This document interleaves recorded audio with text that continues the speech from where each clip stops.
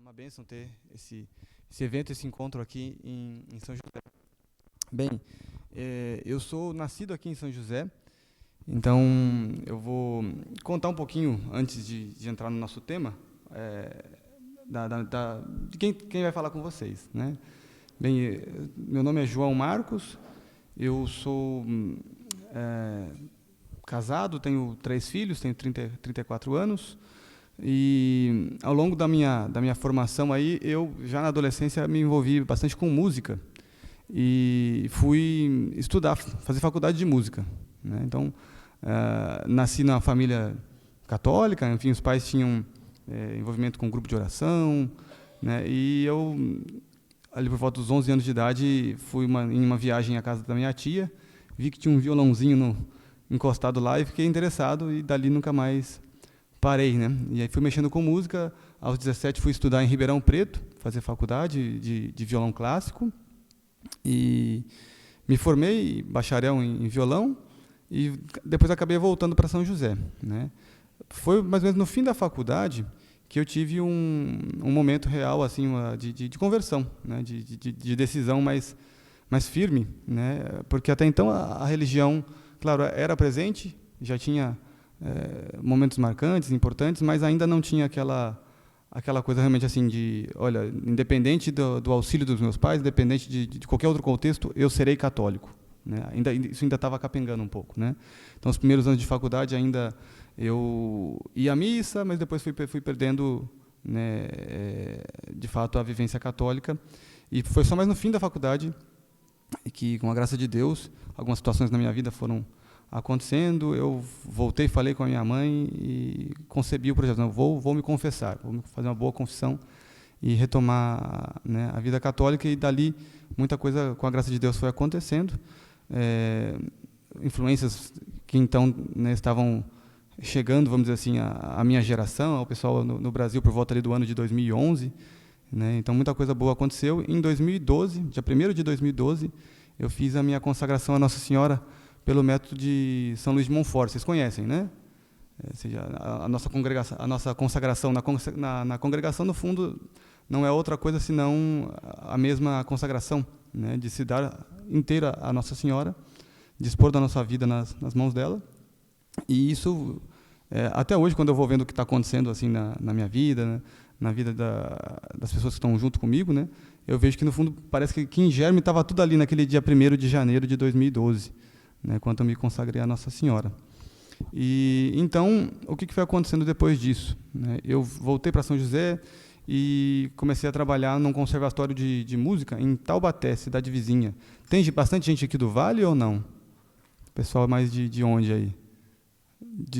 Quem está aqui a mais de 200 quilômetros? Quem está a mais de 500? Continua tendo. Quem mais de 1000? Né? Tem bastante gente. De onde vocês são? Minas? Aê. Né? Bahia. Espírito Santo. Muito bom. Aí, ó. Mato Grosso, tem gente aí ou não? Eu estava no Mato Grosso semana passada, lá em Alta Floresta, lá em cima já. Rio de Janeiro. Muito bom, muito bom. Né? Do Sul, aí, ó, ótimo. Né? E eu voltei aqui para São José e fui trabalhar em Taubaté, né, cidade vizinha aqui, a 40 quilômetros daqui. E lá eu comecei a trabalhar continuar com música, né? Mas no meio desse caminho, quando eu estava já no final da faculdade, eu acabei conhecendo uma coisa que foi muito importante para minha continuação, assim, vamos dizer, na vida católica, que foi conhecer mais de perto o papado do Papa Bento XVI, tentar entender o que ele estava querendo fazer, sobretudo no campo da liturgia. Porque, não sei se todos aqui têm de conhecimento, né? Mas em 2007 ele publica um documento chamado Motu Proprio Summorum Pontificum, que ele diz, olha, a liturgia antiga, a liturgia que vigorou na igreja até o ano de 69, tem todos os direitos, tem plenos direitos de continuar sendo celebrada e conhecida e vivida na igreja. E aí eu falei, poxa, o que será que está acontecendo aqui, né? Porque ao longo do curso de música, eu estudei muita coisa relacionada à liturgia do ponto de vista musical, porque a música, por muitos séculos, foi basicamente gerada, vamos dizer assim, dentro do contexto religioso, né, do contexto eclesial. Então isso tudo foi sendo muito importante para mim. Eu comecei também a estudar e depois até a ensinar, a ajudar as pessoas a cantarem canto gregoriano, né. E no ano de 2013, no contexto da nossa capela, né, nós tivemos a inspiração, sobretudo com o Adriano, que deve estar aqui com vocês mais tarde, né, de fundar uma congregação mariana, né. E a nossa congregação mariana foi fundada no dia 11 de fevereiro de 2013, exatamente no mesmo dia que a gente recebeu a notícia que o Papa Bento XVI iria renunciar, né. Então foi um dia assim marcante, né. E então já estamos aí há 10 anos, né. E no meio desse caminho, depois fui conhecer a minha noiva, minha esposa, né, me casei, hoje estou com 3 filhos, e foi nessa época que a gente percebeu que era necessário se juntar, se unir a outras famílias para pensar, de algum modo, já no futuro dos nossos filhos, do ponto de vista da educação, né, porque nós já estamos percebendo como o mundo atual é absolutamente hostil a uma boa educação, que dirá uma boa educação católica. Então, a gente se uniu a algumas outras famílias, fundamos o Instituto Antônio Roy Marim, que depois vai dar, né, as bases, a origem para um colégio que, há 4 anos atrás, foi fundado aqui em São José dos Campos, chamado Colégio Mater Puríssima.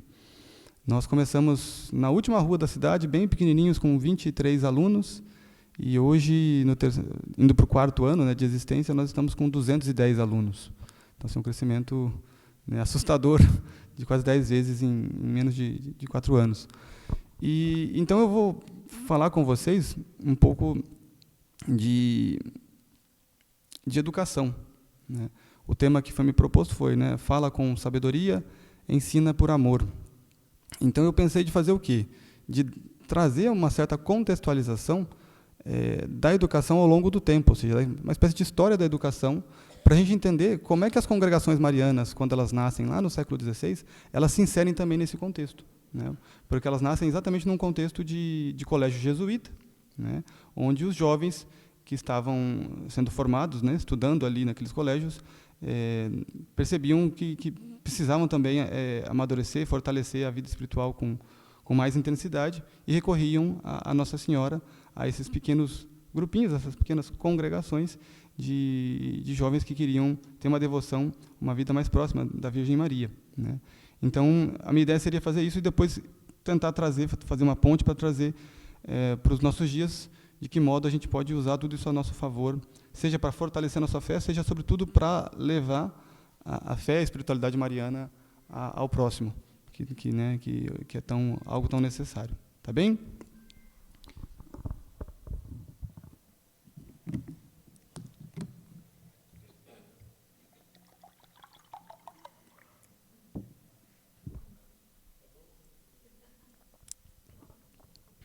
Vamos lá, então. Quando a gente pensa na educação humana, né, e no que nós, de alguma maneira, somos enquanto sociedade e civilização, a gente verá que temos como que alguns pilares, ou seja, como que bases que sustentaram aquilo que foi sendo desenvolvido ao longo dos séculos, né?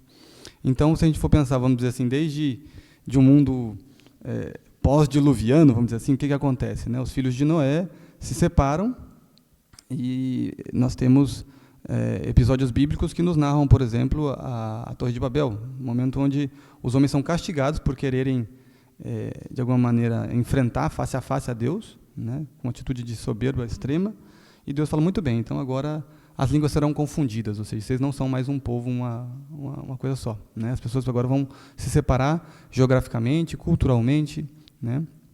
E nós temos, vamos dizer assim, o nascimento de certas sociedades, certas civilizações. De alguma maneira, Sem vai, sobretudo, para o lado mais oriental, Jafé, né, Javan, vamos dizer assim, né, ele vem para o lado ali da Europa, mais ou menos, né, e Cam desce para a África, né. Então, nós temos, vamos dizer, esses 3 troncos, mais ou menos assim, né, e de alguma maneira, a nossa cultura, que a gente pode chamar de ocidental, ela vai ter, sobretudo, a influência de Sem e de Jafé, né? O que acontece? Se nós formos ver, isso tem como mapear até historicamente mesmo, tá? Com algumas evidências.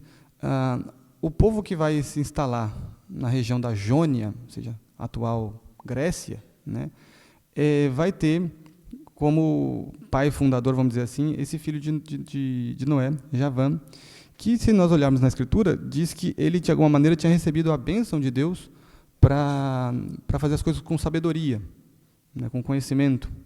E nós vamos ver que ali vai se instalar uma nação, um povo, né, várias pequenas comunidades, que vão dar origem ao que a gente chama de povo grego, ou seja, a Grécia Antiga, né. É na Grécia Antiga, por exemplo, que vai nascer a filosofia, né, e que vai ter como principais ícones aí 3 grandes filósofos, né, ali Sócrates, Platão e Aristóteles, ou seja, um discípulo do outro, né. Sócrates começa o seu, vamos dizer assim, seu apostolado, seu trabalho, junto aos jovens ali, né, atenienses e em outras regiões.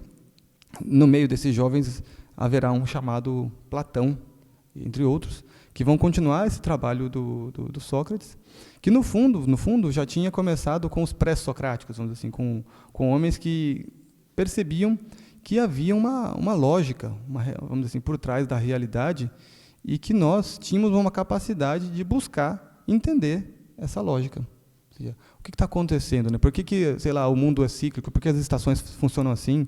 O que o céu está tentando mostrar para a gente quando ele gira, vamos dizer assim, em cima da gente? Eles começaram a se colocar perguntas, não é?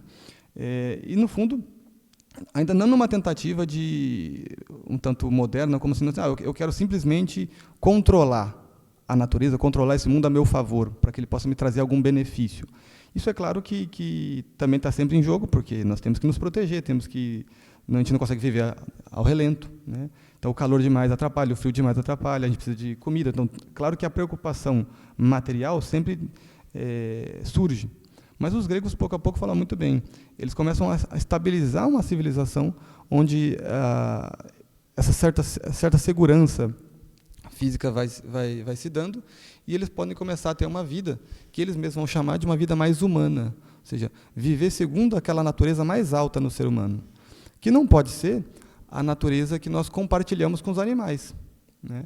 Ou seja, que todo mundo precisa comer, que todo mundo precisa dormir, que todo mundo tem as suas necessidades. Isso é algo que nós compartilhamos com os animais, com o cachorro, com o passarinho, qualquer coisa. E os gregos falam, bem, isso não nos difere dos demais. O que nos difere dos demais, né? Aqui que eles vão chamar de nous, ou seja, de inteligência, né? O homem tem uma capacidade de entender as coisas, de compreender as coisas, que nenhum animal jamais sonhou, vamos dizer, é algo muito diferente, né? E eles começam, então, a fazer uma busca por um conhecimento, por uma vida de sabedoria, ou seja, que, no fundo, não é entender pedacinhos isolados da realidade para conseguir um emprego, que é o que, basicamente, a educação virou nos nossos tempos, né? As pessoas estudam porque elas precisam ter, de alguma maneira, uma ascensão social, conseguir um emprego, né? Então, fazer alguma coisa que gosta. A coisa vai muito nessa linha, né? Hoje em dia a gente pergunta para um jovem, o que você quer, né? Ele fala, eu quero trabalhar com aquilo que eu gosto. Sim, mas o que você gosta? O que você está querendo significar com isso, né? Normalmente a pessoa, no fundo, não parou para refletir muito bem e ela está simplesmente fazendo alguma coisa que apetece sensitivamente, ou seja, os sentidos dela. Ela se vê alegre com aquilo, né? Comigo não foi muito diferente. Eu queria fazer música porque era o que eu gostava de fazer, né? Então, é raro a pessoa falar, não, eu quero fazer isso aqui porque isso aqui vai fazer um bem para a minha vida e um bem para a vida do próximo. Normalmente, isso é um passo além da ideia de fazer algo que eu gosto, né? Porque algo que você gosta, depois de um tempo, você pode parar de gostar, né? E a gente sabe como essas coisas são volúveis, né? Não se sustentam, no fundo, né? Então, os gregos, eles começam a fazer vamos dizer, uma pesquisa na realidade para entender como as coisas são. Ou seja, eles querem entender o que as coisas são, como elas funcionam, qual é a relação que existe entre elas. Isso, de alguma maneira, começou lá com Tales de Mileto, que tem uma história muito curiosa, né? Ele foi um jovem grego que foi passar a juventude no Egito. O Egito, naquela época, era já uma civilização em termos materiais, uma potência, né, uma coisa assim muito forte, e tinha ali uma espécie de conhecimento que eles reservavam a certas castas, certas camadas da sociedade. Eram alguns conhecimentos como que secretos, né? Hoje a gente percebe, dá para entender que no fundo eles estavam falando até de magia, né? Até de ligação com forças ocultas, né? Mas no fundo Tales de Mileto passa um tempo no Egito e começa a aprender o estudo dos astros, o estudo de uma série de coisas que ele traz para a Grécia. Quando ele chega na Grécia, ele resolve viver uma vida diferente dos gregos. Ou seja, ele não queria simplesmente, ter uma propriedade, ter uma família, ganhar recursos e viver uma vida boa. Ele começa a ter uma vida de pobreza, de simplicidade, e o que ele queria era ter tempo e espaço, vamos dizer assim, dedicação para conhecer a realidade. Então, ele costumava passar, às vezes, as noites em clara, olhando para os astros e fazendo cálculos e tentando descobrir as coisas. E começou a ser uma coisa caricata. O pessoal começou a tirar sarro dele. Falou, foi lá para o Egito, voltou doidinho, né? Não para de mexer com essas coisas, né? Até que começam a provocá-lo, e ele diz, olha, muito bem, vocês não têm ideia do que eu estou fazendo. Vocês são um bando de ignorante, de gente preocupada com o próprio umbigo, e eu estou fazendo uma coisa muito mais importante que isso. Aí o pessoal, então prova aí, como assim? Né? Ele fala, muito bem, eu vou mostrar para vocês que vocês estão achando que eu estou perdendo tempo, mas que eu estou, na verdade, ganhando muito tempo, ganhando a vida. E aí acontece uma coisa curiosa. Ele conseguiu perceber, na natureza, que haveria pelos próximos anos ali uma grande carestia na região da Grécia. E que, depois disso, ao contrário do que se esperava, viria uma grande colheita. Então, ele conseguiu mapear isso aí por movimentos, vamos dizer assim, da natureza, né? E então, de fato, ele avisa, olha, vai vir uma grande fome. Por 2 anos, aí, as plantações não vão dar nada, praticamente, né? E, de fato, acontece, como ele previu. E, nessa hora, ele começa a comprar as terras, começa a comprar os instrumentos, enfim, as coisas necessárias para fazer agricultura, né? E o pessoal falou, agora que ficou louco mesmo, né? Avisou que ia acontecer, agora que está acontecendo, ele está comprando tudo, de todo mundo, né? Mas assim, não serve para mais nada isso aí, né? Mas é porque ele sabia que depois viria uma grande colheita. E aí ele começa a patrocinar, fazer, vamos dizer assim, investimentos para que no ano seguinte essa colheita se desse. E, de fato, se deu do jeito que ele deu, né? E viram que ele não era um bobo nada, ou seja, ele era, na verdade, um homem que estava enxergando a coisa muito além, né? Só que agora o que acontecia? Todos os instrumentos das terras estavam na mão dele. Ou seja, ele tem o destino da coisa, né? E ele vai e devolve tudo para todo mundo, fala, não quero ficar com nada disso, não me interessa, não quero dinheiro, não quero nada disso, só quero que vocês me deixem em paz e percebam que o que eu estou fazendo é muito sério. Então, isso tem um alcance, um impacto na cultura grega, de modo que algumas gerações depois, você vê que tem pessoas dedicadas a esse tipo de vida, mas a gente pode chamar de vida contemplativa, né? Hoje, depois na igreja, a gente vai ter a vida contemplativa no sentido espiritual, né, das coisas divinas. Mas ali era no sentido da natureza, ou seja, queremos contemplar, queremos entender como funciona a realidade, o mundo. E desse jeito a gente vai chegar em Sócrates, que é o homem que fala muito bem, a gente já está ficando bom em entender a realidade fora do homem. Sócrates vai falar, eu quero entender como é que funciona o homem aqui dentro, ou seja, a psicologia do homem, a vida moral do homem, né? E esses grandes homens vão desenvolver as bases da nossa civilização mesmo, né? Platão, Aristóteles, buscando uma coisa chamada verdade. Ou seja, né? E, paralelo a isso, Deus já estava conduzindo, né, um povo para conhecer, de alguma maneira, esta mesma verdade, mas de um ponto de vista diferente. Os gregos queriam chegar à verdade por meio da inteligência humana. E Deus estava preparando um povo, né, aquele que viria da descendência de Abraão, né, para conhecer esta mesma verdade de um outro ponto de vista, ou seja, do ponto de vista sobrenatural. Os gregos chegaram à conclusão, só pode haver uma causa primeira, um motor que gerou todas as coisas. E esta causa primeira estava se revelando ao povo de Israel, dizendo, sou eu, sou o único Deus, o Senhor dos exércitos, né, o Deus verdadeiro. E isso tudo vai, de alguma maneira, se encontrar civilizacionalmente, vamos dizer assim, quando os séculos passam e um outro povo entra na jogada, que é o povo romano. um povo guerreiro da região ali do Lácio, né, do litoral da Itália, que se desenvolve militarmente e começa a, no fundo, conquistar todo mundo conhecido da época, né, inclusive os gregos, né. Mas os romanos eles tinham uma virtude, né, uma capacidade muito interessante de se adaptar às circunstâncias. E quando eles percebiam que determinado povo conquistado militarmente era superior a eles em outros aspectos, em outros âmbitos, eles não tinham vergonha nenhuma de dizer, olha, ensina para a gente isso aqui. Nisso aqui a gente vai ser submisso. Né? E é o que acontece com essa mistura, essa fusão entre, vamos dizer, Roma e Grécia. Os romanos percebem que os gregos eram muito superiores a eles, em termos intelectuais, em termos culturais. Né? E, então, você tem até um fenômeno social muito curioso, que é o fato de que muitos dos escravos gregos, ali por volta do século IV, III, antes de Cristo, eles vão, ao invés de se tornar escravo de lavoura, assim, gente que trabalha duro, né, eles vão começar a se tornar escravos sendo professores dos filhos romanos. Nada mal. Né? Ou seja, você acabou de perder tudo, você virou um escravo e agora você vai virar um professor de menino. Né? O que você vai fazer? Você vai ensinar a língua grega e a cultura grega para um menino romano. Então, essa simbiose, vamos dizer assim, começa a existir. E, em pouco tempo, a cultura romana assim, ela evolui, avança muito, muito mesmo. De modo que as bases gregas vão iluminando, vamos dizer assim, a própria língua latina, e o latim começa a virar uma língua também de cultura, de literatura. Né?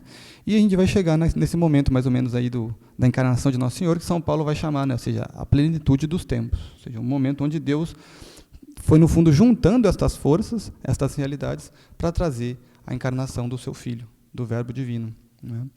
Então, quando Jesus vem, ele pega esse mundo cultural helenístico, vamos dizer assim, de mistura entre Grécia e Roma, e ali no Oriente Médio, né, ainda aquele povo, aquele resto do povo de Israel,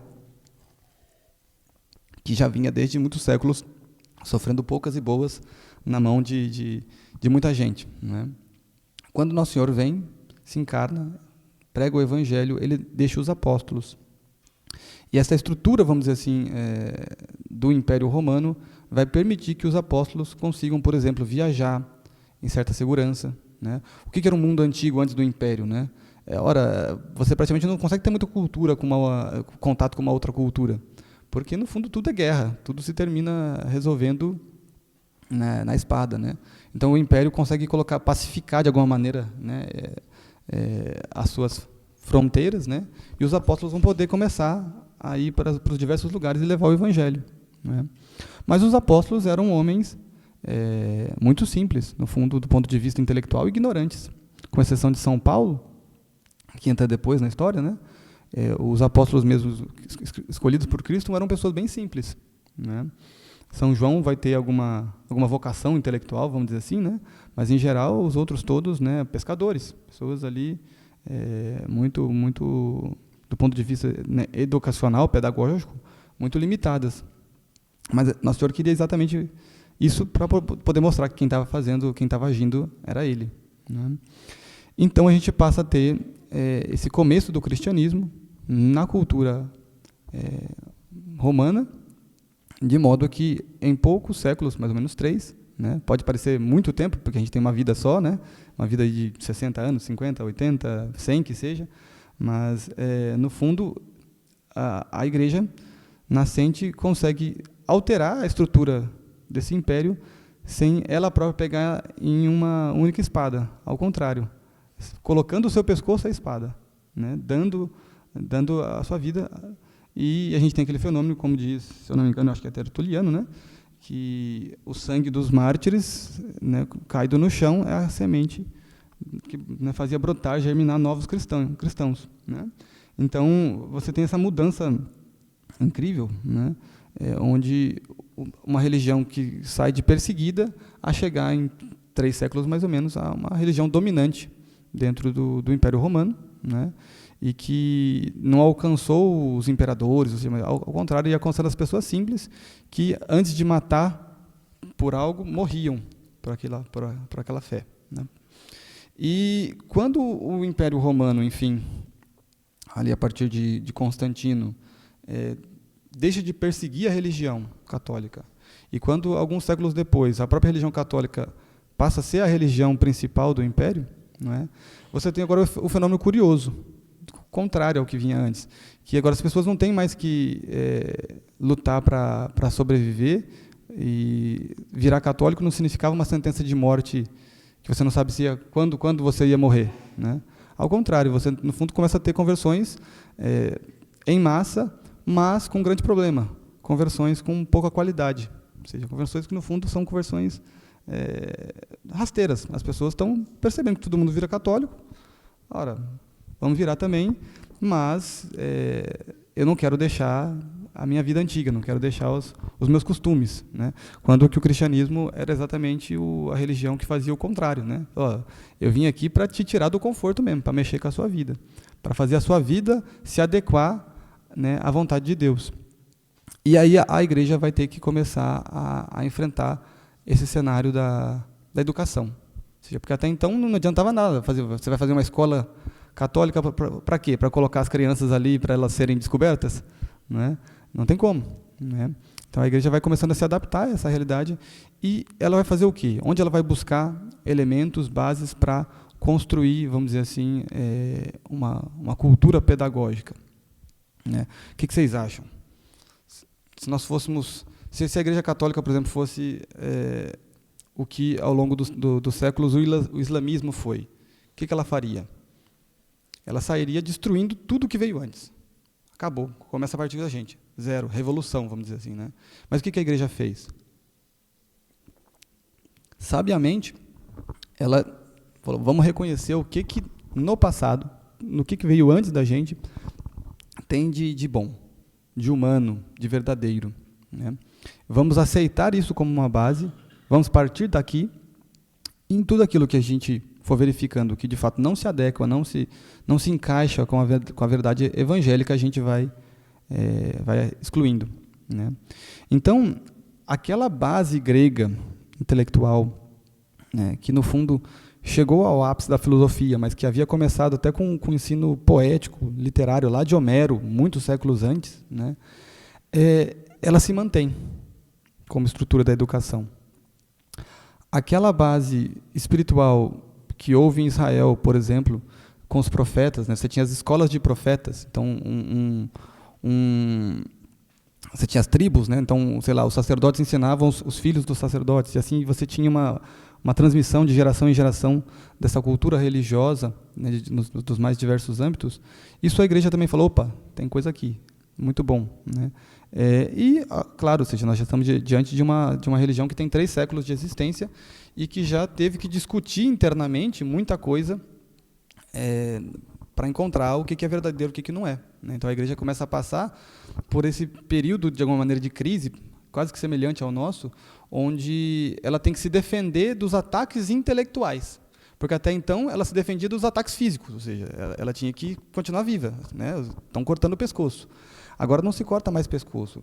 O que se faz agora é uma espécie de mistura entre verdades que vêm de Deus e outras que, no fundo, eram um erro, era mentira, plantadas pelo demônio que quer destruir a igreja. Ou seja, as heresias. Né? E a igreja começa a ter que enfrentar esse problema, e não é uma coisa simples, não é uma coisa fácil. Porque você tem que... não adianta você arrumar briga, não adianta você também querer baixar a goela abaixo a coisa por via simplesmente de autoridade. Né? É diferente, né? O meu filho mais velho tem 5 anos e meio. Né? Quando ele começa a reclamar e que quer alguma coisa, muito bem, eu falo, pronto, para o seu quarto de castigo, não quero saber. Né? E se precisar dar um tapinha, a gente tem que resolver de um jeito que ele perceba, ó, quem manda aqui é o seu pai, você aguenta firme. Agora, todo mundo aqui, em geral, já passou ou está na fase da adolescência, da juventude, e sabe que não é assim, né? Se eu fizer isso aqui, a mesma coisa com o meu filho daqui 10 anos, não vai resolver. Vai para o seu quarto, fica quieto, é o que eu estou falando. Não é assim. Ou seja, ele vai dizer, não, eu quero entender por quê. Tem que ser assim. Então, é a mesma coisa com a fé. Né? Os santos bispos, né, os santos padres, os papas, eles precisavam, de fato, mostrar por que a verdade católica se impunha, era de fato verdadeira, porque ela não contradizia a razão. né? E porque certos erros, certas heresias, de fato, eram erradas. Então, você vai ter grandes nomes nesse momento aí, né? Você vai ter, por exemplo, no Ocidente, Santo Agostinho, Santo Ambrósio, né? Grandes defensores, confessores da fé. No Oriente, né?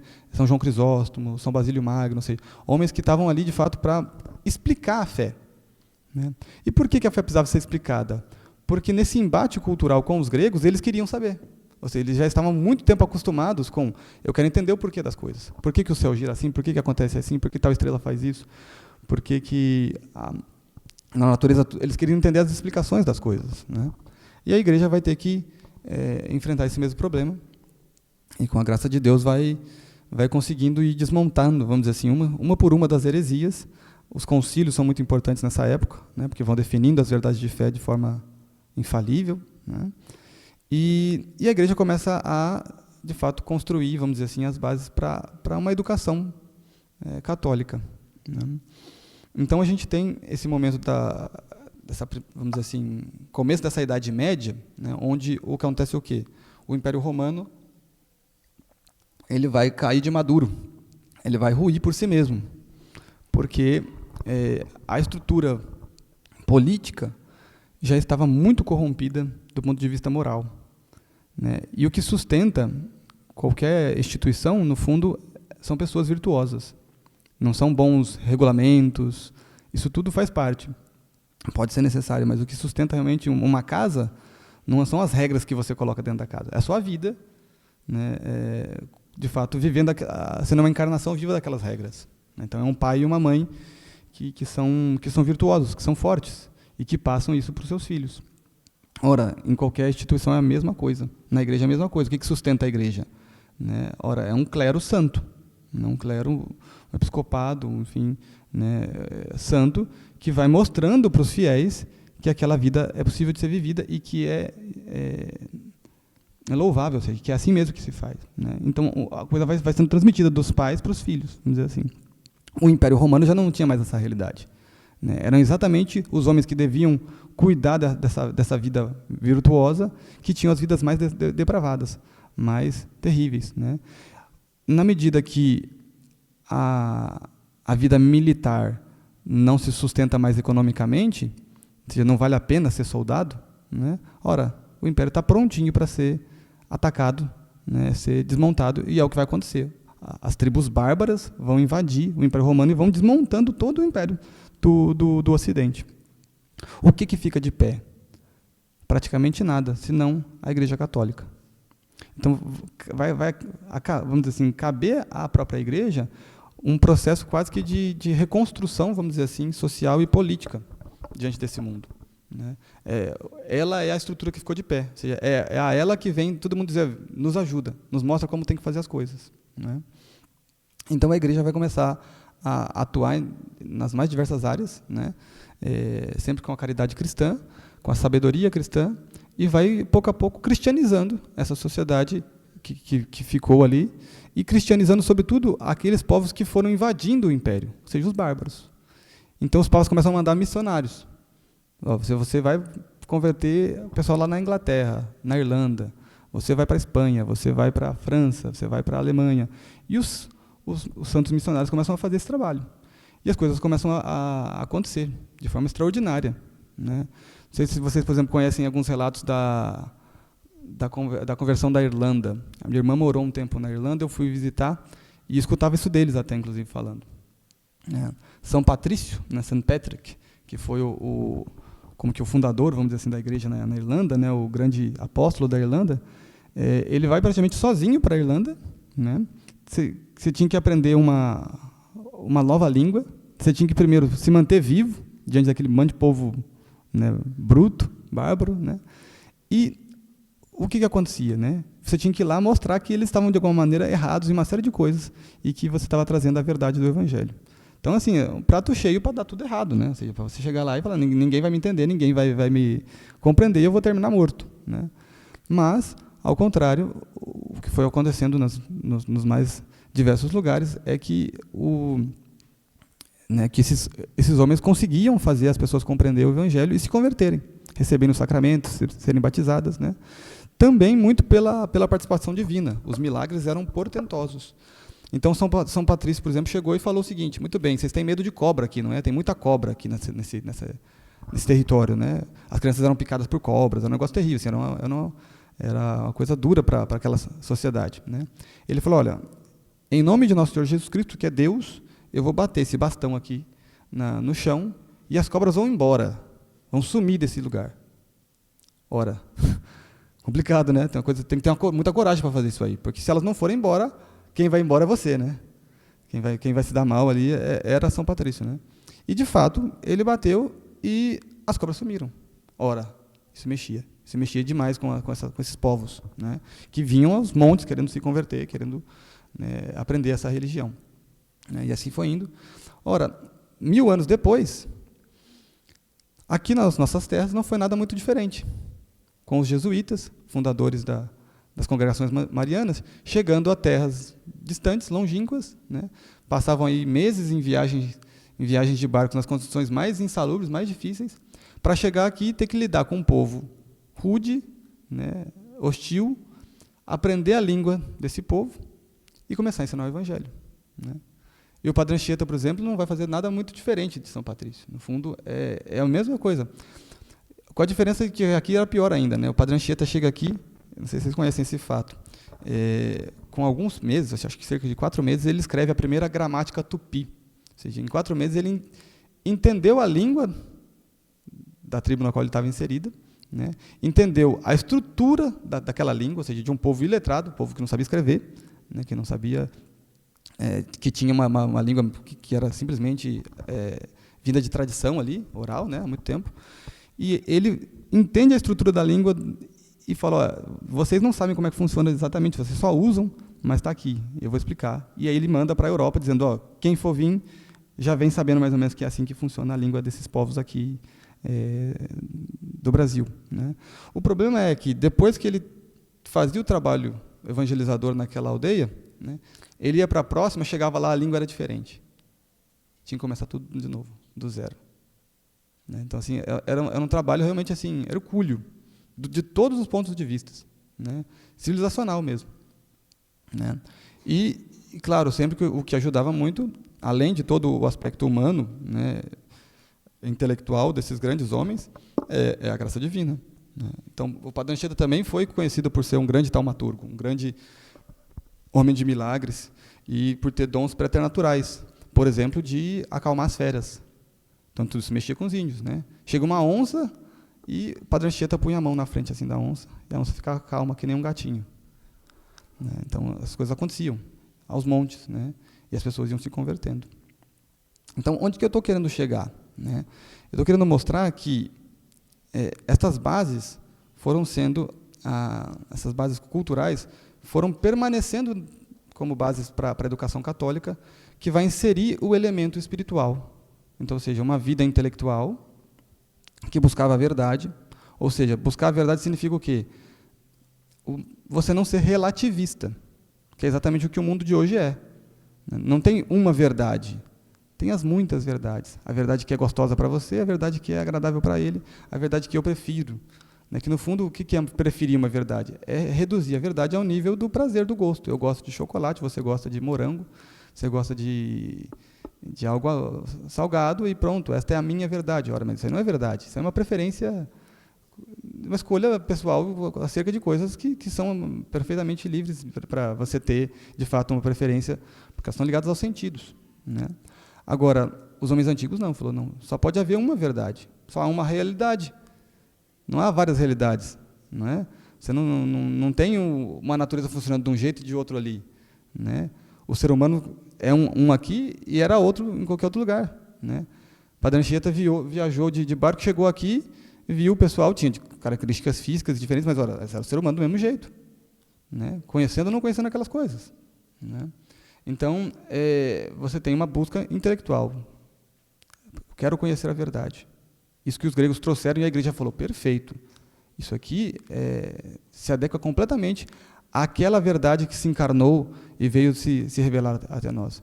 Não existem duas verdades. Não existe nenhuma verdade, vamos dizer assim, natural e outra sobrenatural. Em Deus, no fundo, é a mesma coisa, né? É que o ser humano limitado, né, vai poder enxergar coisas de ângulos diversos, né? Então, você tem essa realidade. Qual era o começo desse estudo para uma vida intelectual? Ora, era o estudo, sobretudo da poesia, ou seja, o estudo da linguagem humana. Está vendo? Né? O estudo das artes, ou seja, da manifestação, da busca por uma coisa chamada belo. Então, os gregos também foram percebendo isso. No fundo, a beleza, a verdade e uma coisa aqui no meio, vamos dizer assim, que é a bondade, no fundo, não estavam desconectadas. A coisa que é verdadeiramente bela é também, na verdade, verdadeira. E uma coisa verdadeira, no fundo, não pode ser outra coisa senão boa também. Eles foram percebendo isso. Que, no fundo, estava tudo ali como princípio, como ideia, vamos dizer assim, primordial, neste primeiro motor, nessa primeira causa que eles descobriram que havia no universo. Nós chamamos de Deus. Então, a educação buscava isso. Então, o que nós podemos fazer no nosso colégio até hoje? É a mesma coisa. A gente vai tentar pegar uma criança pequena. Criança pequena entende as coisas, a verdade, está na idade da razão? Ainda não. Então, se você começar a tentar ensinar um teorema matemático, não está na hora. Mas, através, por exemplo, dos sentidos, da arte, da beleza, ela vai dispondo a sua alma, o seu próprio corpo, o quê? A ter atos que se pareçam com aquilo, ou seja, que são belos. Esses atos belos, esses atos, vamos dizer assim, no fundo são atos bons. Na verdade, a beleza, a boa arte, a boa música, por exemplo, a boa poesia, vai dispondo a criança para uma coisa chamada virtude. Problema, o contrário é verdadeiro do mesmo jeito. Ou seja, uma má arte, ou seja, um culto do feio, das coisas, né, vai dispondo a criança para quê? Para o erro, para o vício, para a maldade. É o que a gente está vendo hoje. Né? Quando as crianças, os jovens, são expostos a músicas que, no fundo, estão pervertendo claramente a ordem da realidade, né? O que está acontecendo naquela alma? A alma, ela busca o semelhante. Todo jovem, por exemplo, que quer se casar, no fundo, está buscando o quê? Está buscando uma alma que seja semelhante à sua, que queira as mesmas coisas, que busque as mesmas coisas, que rejeite as mesmas coisas, senão não vai dar certo. Não é? Ora, quando a gente está recebendo, vamos dizer assim, cultura, arte, a nossa alma, pouco a pouco, vai se assemelhando, vai ganhando a forma daquela cultura que a gente está recebendo. Você está percebendo? E o que vai acontecendo? A sua alma vai ficando parecida. Né? Se a arte é boa, a sua alma vai ficando boa. Se ela é má, a sua alma vai ficando disposta a esse mal. Ora, uma pessoa que tem isso, sobretudo na primeira infância, esse contato com uma coisa muito, muito agressiva, muito má, ou seja, ela já tem um caminho aberto para uma espécie de perversão moral. Né? Ela vai tender ao mal. A pessoa que tende ao mal começa a fazer o quê? Começa a fazer a vontade dela prevalecer sobre todas as coisas. É o que ela quer, é o que ela interessa, é o que interessa, ou seja, é o egoísmo. Né? Ora, depois o que ela vai fazer quando ela atingir a idade da razão, quando ela for ficando mais velha? Ela vai buscar justificar estes seus atos. Ou seja, ela vai terminar no erro. Então perceba o processo. Começou no feio, passou pelo mal e termina no erro. A igreja percebeu, opa, é isso que a gente tem que fazer, ao contrário. Ou seja, começa pelo belo, começa por uma boa arquitetura, ou seja, os templos religiosos, começa pelos santos ícones, né, as imagens, né, começa pela boa música, começa por uma série de coisas que vão conduzindo o homem a uma beleza, no fundo, do ponto de vista religioso, uma beleza transcendental que vem de Deus, né, que vai abrindo o coração humano, infantil já, né, para a virtude, para o bem, para os bons atos, né, para a obediência aos mandamentos, que no fundo são, senão, vamos dizer assim, algo que está escrito na própria natureza humana. Né? Deus não é um tirano que resolveu colocar os mandamentos para nos sacanear. Né?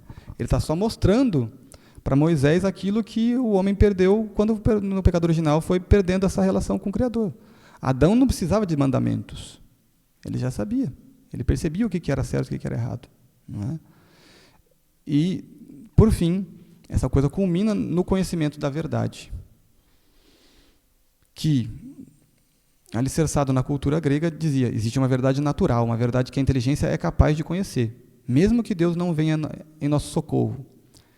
E existe uma outra verdade que está para além da inteligência humana e que precisa, sim, do socorro de Deus. E Deus já tinha dado, em parte, no Antigo Testamento, e agora, na pessoa de Cristo, Ele completou essa revelação. É assim que eu sou. Deus dizendo, eu sou esse. Vejam, né, como o nosso Senhor falou, quem vê a mim, vê o Pai. Né? Então, a igreja falou, nós temos que levar esta verdade divina, essa verdade da pessoa de Cristo, né, adiante. Mas como? Fazendo esse percurso, esse caminho. Né? Então vão nascer, por exemplo, as escolas monacais, os mosteiros. Quando eu disse que aquelas conversões começaram a se tornar conversões de massa, ou seja, de baixa qualidade, é hora que os grandes homens vão perceber, opa, calma aí, se a gente ficar aqui, a gente vai acabar vamos dizer assim, não tendo espaço para agir, e vamos começar a ficar parecido com esse pessoal que está no nível baixo. Então, falou, por amor a eles, é hora de ficar um pouquinho longe, para depois a gente voltar mais forte. Então, o que está acontecendo? Você começa a ter figuras como Santo Antão, né, Santo Antônio do deserto, que ele falou, olha, eu vou embora para o deserto para ficar mais perto de Deus. E lá eu vou rezar por vocês. Né? Então, ele leva ao pé da letra aquela, né, vai, vende os teus bens, dá tudo aos pobres e me segue. Santo Antão vai fazer isso. O que acontece? Quanto mais ele fugia para dentro do deserto, mais gente atrás ia gente atrás dele. Né? Pai Antão, né? Nos ensina isso, nos ensina aquilo. Aí ele ensinava. Né? Aí ele falou, mas agora vocês me deixam embora que eu preciso ficar com Deus. Né? Daqui a pouco ele ia para uma caverna mais profunda e o pessoal ia atrás. Pai Antão, por favor. Né? Inclusive na heresia ariana acontece esse fenômeno. Né? Santo Atanásio, que até então era um padre, né, vai atrás de Santo Antão, diz, olha, eles todos estão acreditando que Cristo não é Deus. Acabou. Eles estão dizendo que Cristo é um homem, que é uma criatura do Pai, não é um com o Pai. Né? Como é que a gente faz? Aí Santo Antão percebe a gravidade da coisa, falando, ixi, deixa eu voltar. Aí Santo Antão vai até Alexandria. Né? Chega lá, as pessoas começam a presenciar Santo Antão, ou seja, a presença de Santo Antão já convertia as pessoas. E tem relatos também de que pessoas se matavam ao ver Santo Antão. Como assim? Ele resplandecia de tal modo a vida divina que era como se as pessoas já se confrontassem com Deus. Ou seja, uma espécie de juízo particular ali. A pessoa, já escolhi o contrário, já não quero mais Deus. Né? E aconteciam coisas assim extraordinárias. E Santo Antão não precisou nem discursar direito para converter aquelas pessoas que ele viu. Né? Dizem que, ao relato, né, de que ele foi assistir uma missa, né, a liturgia, e que quando chegou na hora de ler o credo, né, e falaram homoousios, né, ou seja, que o filho é da mesma substância, né, consubstancial ao pai. Né. Nesse momento, alguns hereges gritaram, não é isso, não tem nada disso. Né, o filho é menor que o pai. Né. Aí Santo Antão se coloca diante da Assembleia e fala, eu vi, estou contemplando, né? Eu tive acesso, como diz São Paulo, né? De alguma maneira eu fui transportado aos céus. Né? E ele fala, eu vi, vocês não sabem o que vocês estão falando. E aí as pessoas começam a chorar, né? E os hereges vão embora humilhados ou se convertendo. Né? Coisas assim, né? Muito impactantes. E você começa então, dessas figuras começam a nascer uma educação monástica, ou seja, de pessoas que querem se separar um pouco do mundo, do século, das preocupações mundanas, para viver uma vida de contemplação, de busca da verdade. Né? Para quê? Porque são egoístas, porque não querem se contaminar com o mundo? Não é nesse espírito. Né? É no espírito de se fortalecer para depois poder ajudar. Né? É tipo aquela coisa do avião. Né? Você vai pegar uma viagem de avião, primeiro coloca a sua máscara para depois colocar a do outro, se o avião for cair. Né? Então, há momentos na cultura de uma sociedade que não tem jeito. Se você ficar ali, você vai ser levado pela corrente. Então, você precisa, de alguma maneira, ter um certo distanciamento saudável, não com o sentido de abandonar aquelas pessoas, mas dizer, eu preciso ser melhor do que elas, preciso me preparar para depois vir ajudar. Né? E dá para fazer isso. Né? O que a igreja e o mundo mais precisam, na verdade, nos tempos de hoje, é exatamente isso. De uma juventude, de pessoas que estejam dispostos a fugir, vamos dizer assim, desse espírito do mundo, não necessariamente fisicamente, né? aqueles que tiverem vocação religiosa, sim, mas de algum modo a gente precisa fugir dessa cultura do mundo para depois voltar e iluminá-la, ser luz do mundo, sal da terra. Não é? E a igreja começou a fazer isso, umas escolas monacais, depois a gente vai ter as escolas catedrais, onde o que acontece com a educação?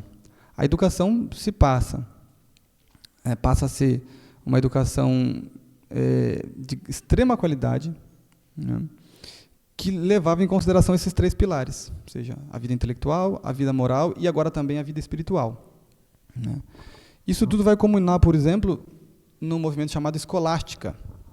Ou seja, alguns séculos depois, a gente começa a ter o aparecimento de grandes intelectuais, de grandes homens, que vão poder, inclusive, estudar as ciências da natureza com muito mais profundidade, como Santo Tomás de Aquino, São Boaventura, São Alberto Magno, ou seja, vão surgir daí doutores da igreja por volta do século XII, XIII. Grandes homens que viviam não porque queriam um diploma e depois trabalhar em algum lugar, mas dedicavam suas vidas para conhecer a verdade e poder transmiti-la, poder ensiná-la.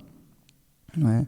Então a pessoa ia para um mosteiro para passar a vida inteira contemplando a Deus na vida espiritual e conhecendo a Deus e a sua criação do ponto de vista espiritual, natural, né? Intelectual. O problema é que depois você tem dois fatos que mudam um pouco o rumo dessas coisas que pareciam que estavam indo para um ápice, e de fato foi um ápice, né? Mas o que acontece? Você tem primeiro o fenômeno da peste negra, que vai dizimar a população europeia de uma forma assim tremenda, e você já começa a ter uma espécie de separação, vamos dizer assim, do joio e do trigo ali, intra-eclésia, onde os bons padres eles iam ao encontro das pessoas que estavam morrendo com a peste, né? E muitos deles morriam também depois, né? Enquanto que os outros começaram a dar no pé, picar a mula, fugir, né? De modo que depois de algum tempo você tem essa separação, ou seja, quem era bom foi embora mais cedo, quem não era tão bom assim ficou. Então você já tem um decaimento moral dos pais, vamos dizer assim. Não é? E, junto disso, você tem a criação, por exemplo, das universidades, dentro do contexto católico, que, sobre um ponto de vista, é claro, foi uma grande coisa. Você tem um ambiente para as pessoas estudarem em altíssimo nível. O problema é, o que aconteceu nas universidades? A primeira geração, sobretudo a primeira geração de professores, era de primeiro escalão. Santo Tomás de Aquino deu aula em Paris, né? Então, era uma coisa extraordinária.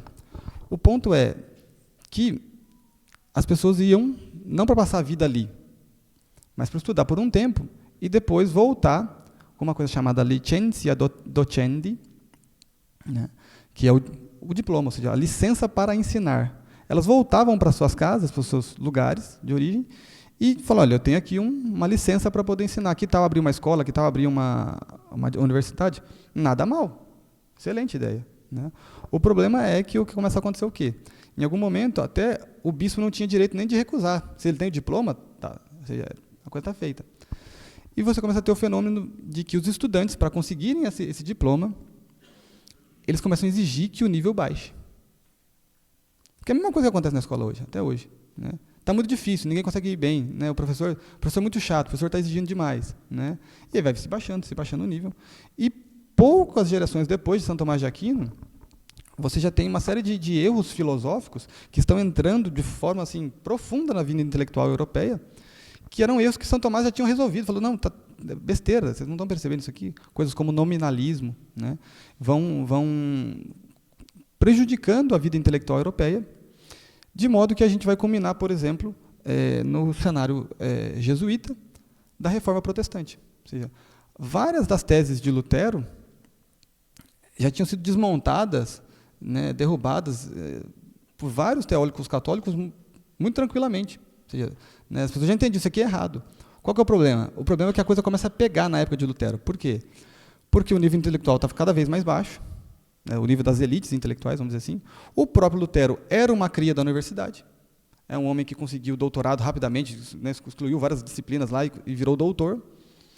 Era um homem que, do ponto de vista moral, tinha sérios problemas, no sentido de que não conseguia ter uma vida tranquila, uma vida assim, normal, é uma pessoa escrupulosa, né, obcecada com o assunto, por exemplo, do demônio, né? Então, assim, era uma pessoa que você tinha que falar, esse era um monge para ser cuidado, e não para ser elevado a doutor, né?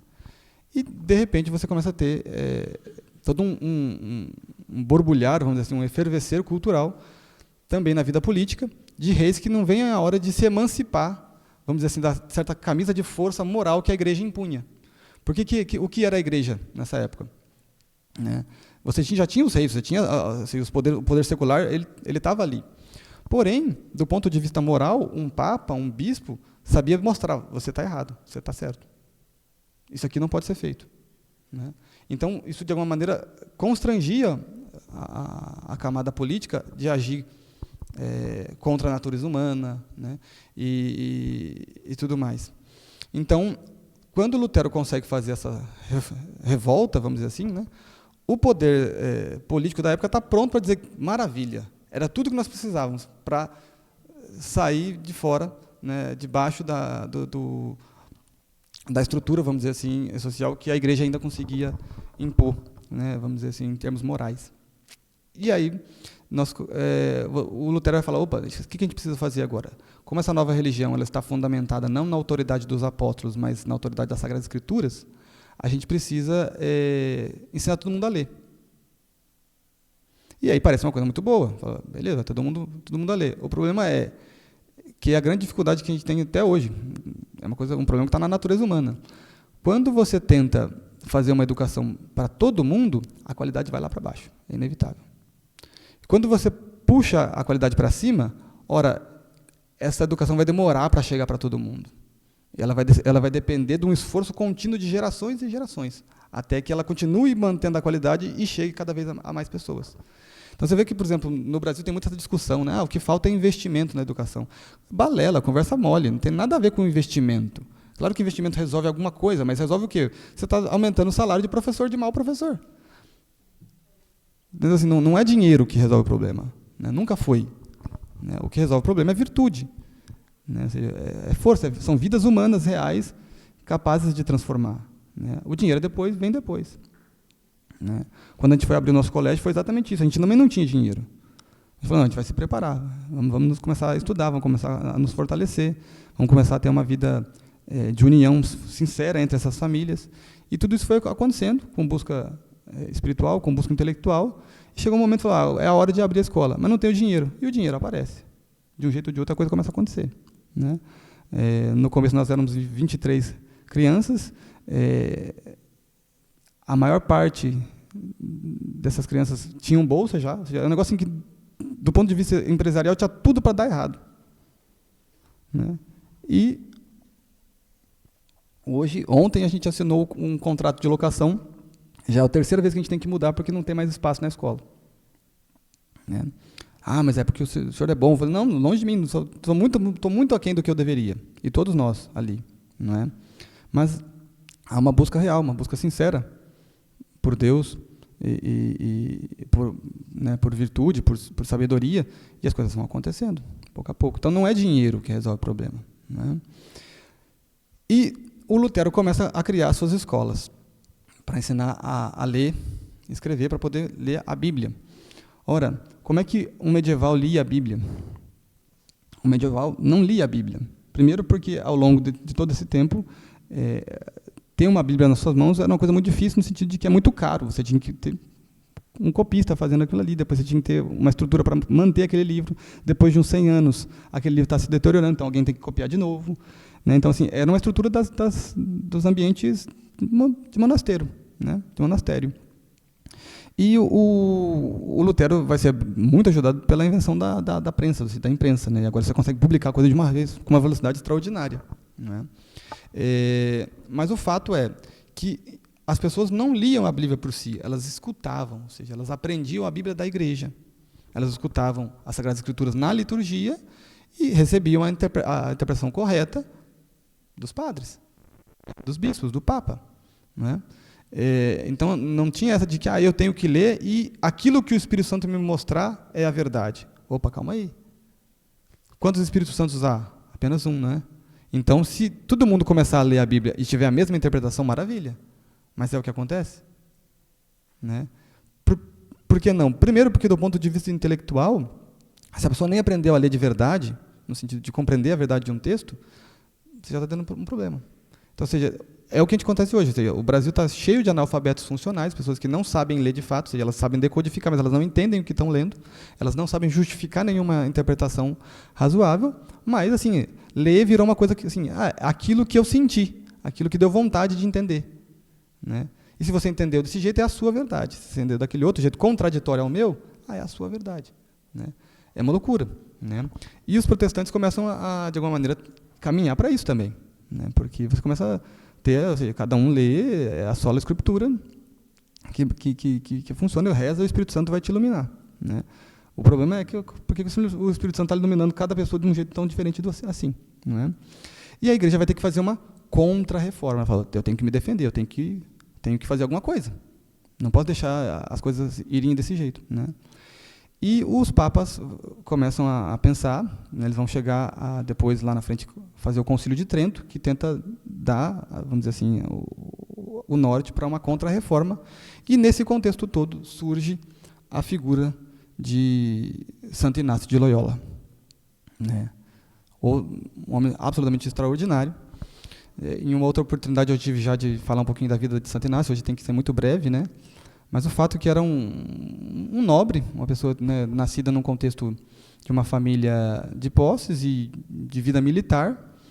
Quando ele nasce, a mãe dele olha para ele e faz uma prece e diz assim: que esse pelo menos não seja soldado, pelo menos esses, porque todos os irmãos mais velhos já estavam ou mortos ou em batalhas, né? E aí a mãe olha para a Virgem Maria assim, e fala, né, para a imagem, e diz que esse não seja um militar, né? E o que vai acontecer depois que ele vai crescendo? Não tem jeito, é outro, né? Outro que quer a mesma coisa dos irmãos, né? E começa a ir vamos dizer assim, avançar, né, nos dotes militares, né? E vai para suas primeiras batalhas. E ainda jovem, vai ter uma situação, acho que, se eu não me engano, em Pamplona, na Espanha, né? Onde tropas francesas estão tentando invadir aquele reinado ali, né? E eles verifica que eles eram muito mais numerosos do que quem estava ali para defender, né? E começam a propor uma rendição. E Santo Inácio se revolta completamente, fala: jamais eu vou me render, né? Nem que seja sozinho, eu vou enfrentar esse exército.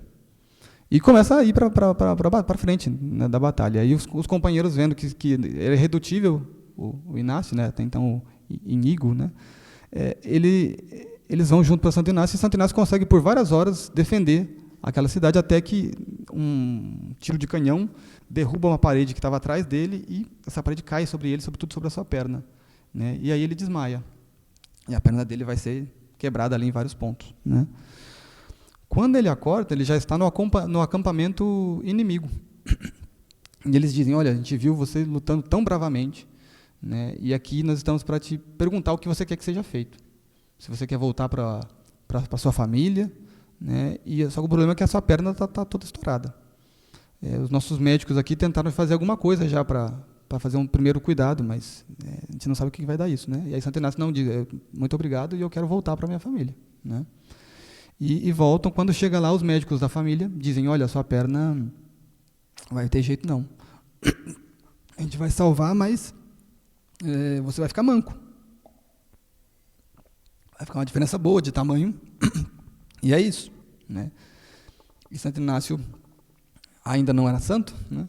Pensa: tá louco, de jeito nenhum. Ou seja, eu estou esperando a glória das grandes batalhas, ou seja, de ser um grande guerreiro, e agora eu vou viver manco, né? E aí ele fala: não, ao contrário, o que dá para fazer? Falo, não tem muito o que fazer. Ele fala: não, então quebra a perna de novo e estica, né? Então, assim, tem força, né, o homem, né? O que significava naquela época? Entrar em anestesia, assim, né, na sala de operação? Não significava, no máximo, colocar um pano na boca para morder e quebrar de novo a perna. E é o que ele quer, né? E dizem que se viu algumas lágrimas, mas não se escutou um só grito, né, de Santo Inácio. Quebrou a perna de novo para tentar resolver o problema. E agora a recuperação vai ser mais lenta, vai demorar mais tempo. Ele vai ficar de cama no seu castelo, né? E começa a ficar enfadado, chateado, né, com aquela situação, esperando até que ele pede alguma coisa para ler. Falei, eu quero ler, tragam livros, né? E ele queria ler o quê? Ele queria ler romance de cavalaria, histórias de grandes guerreiros e assim vai, assim por diante, né? E só que não tinha isso na casa, né? Só tinha a vida dos santos, a legenda áurea e uma narração do Evangelho. Quando ele começa a ler a legenda áurea, a graça começa a tocar no coração dele, porque ele começa a perceber que São Francisco, Santo Antônio, Santo Antão, esses grandes homens do passado, no fundo, eram muito mais fortes do que ele, e muito mais fortes do que ele imaginava que era possível, né? Eles se submetiam a sofrimentos muito mais difíceis do que os da guerra. E ele, Santo Inácio, começa, no fundo, a se sentir humilhado perante esses homens. Eles são mais fortes do que eu. Mas a força interior de Santo Inácio diz para ele, se eles puderam, eu também posso. E aí ele começa a conceber um projeto interior de adequar a sua vida como aqueles santos faziam ao Evangelho, né? Então ele vai buscar essa recuperação, mas vendo que, de fato, a perna não se resolveria, né, ele vai abandonando a luta, a busca pela glória mundana e começa a entender que Deus queria, no fundo, que ele buscasse a glória eterna, a glória divina, né? E aí ele vai conceber o seu grande lema, né, ad maiorem gloriam Dei, para a maior glória de Deus. E a sua vida começa a ser forjada nisso, né? Depois tem muita coisa para contar da vida de Santo Inácio, mas ele concebeu o projeto de ir para a Terra Santa. Ele queria ir para a Terra Santa para converter os muçulmanos, para fazer um apostolado lá na Terra Santa. Mas como é que ele ia fazer? Ele ia a pé. Então ele tinha que chegar à Terra Santa primeiro, né? E, enfim, acontece uma série de percalços, ele para no meio do caminho, faz a sua confissão geral, deixa a sua espada aos pés de Nossa Senhora, está lá até hoje, no Mosteiro de Montserrat, a espada de Santo Inácio aos pés de Nossa Senhora, e ele fala, agora eu não vou buscar a glória dos homens, nem vamos dizer assim, o agrado das damas, mas da minha Senhora que está nos céus, né? E começa esse seu projeto. Ele vai passar os próximos meses cuidando de doentes no hospital, fazendo obras de caridade assim, e viver uma vida de mendigo, de andarilho, né? Até que ele, por fim, depois de um bom tempo, ele consegue chegar à Terra Santa. No meio desse caminho, ele, enfim, ajuda muita gente, né, conversa com muita gente. Quando ele chega na Terra Santa, ele falou, muito bem, eu vou começar a converter os muçulmanos. Aí o superior dos franciscanos falou, que? Você está louco. Se você começar a fazer esse negócio aqui, vai morrer você e todo mundo, né? Então, esquece esse papo de converter muçulmano, pode ir embora. Falei, não, tem que fazer. E aí até que o superior diz para ele, se você não for embora, você será excomungado. O Papa me deu autoridade para excomungar quem me desobedece aqui, né? Aí Santo Inácio volta, desiste, fala, tá bom, vamos embora, né? Volta para a Europa.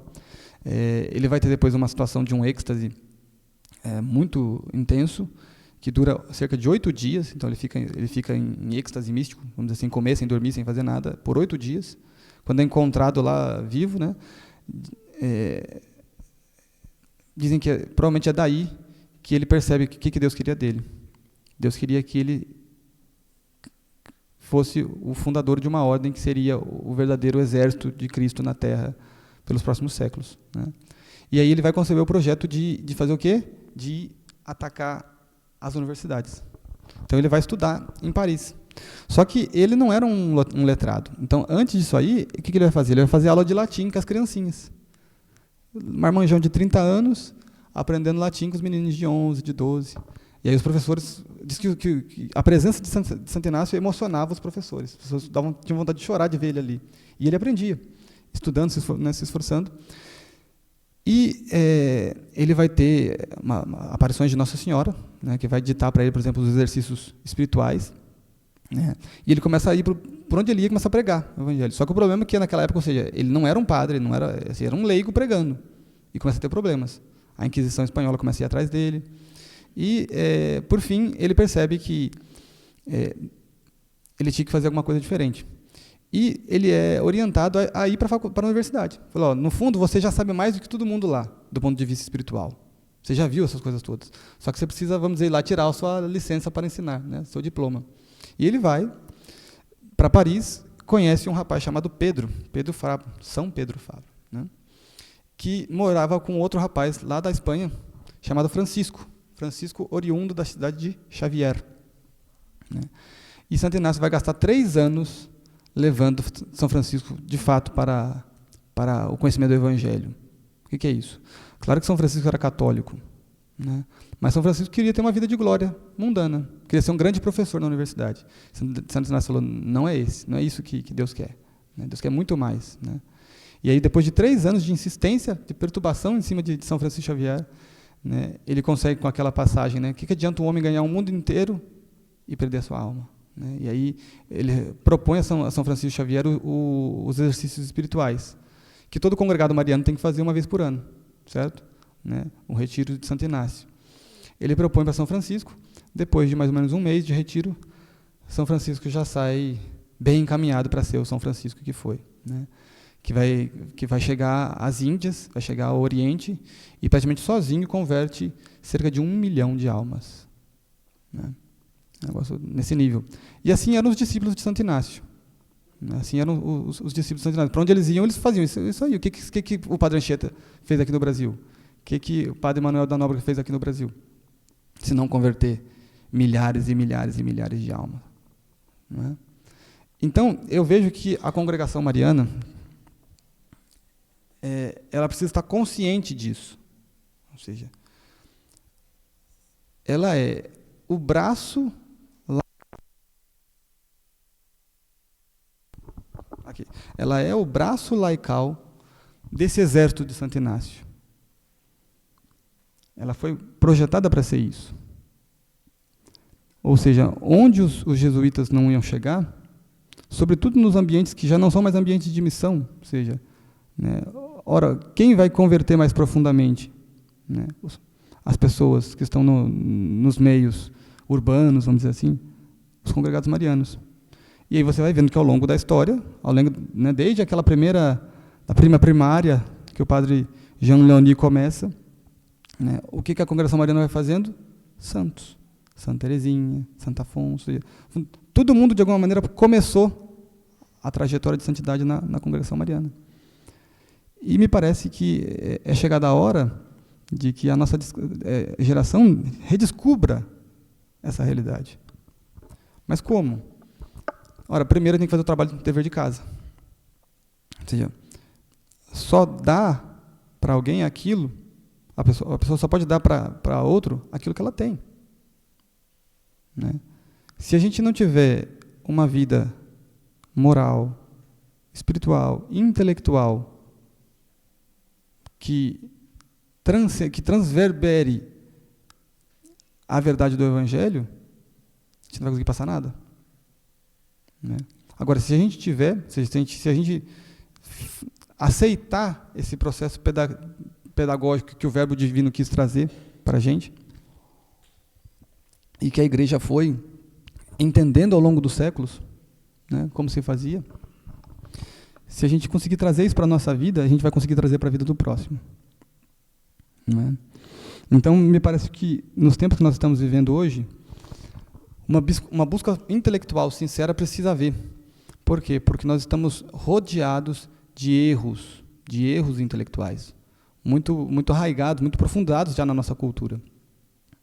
Né? E sinto dizer, infelizmente, muito arraigados na igreja, nos ambientes eclesiais que a gente tem.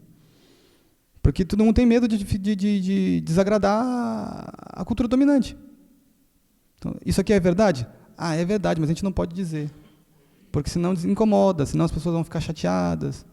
Né? E o que vai acontecer quando a gente começa a fazer isso? No fundo, se você não quer dizer para o próximo, você pouco a pouco não quer nem dizer nem para si. E aí você, no fundo, não consegue nem mais... Né? No fundo, quem não ensina, no fundo, não está aprendendo também. Hugo de São Vítor, o grande pedagogo medieval, né, ele fala, como é que a gente realmente aprende? Ensinando. No fundo, há um processo. Você lê, você medita, você contempla. Agora você vai ter que ir lá mostrar para o outro aquilo que você contemplou.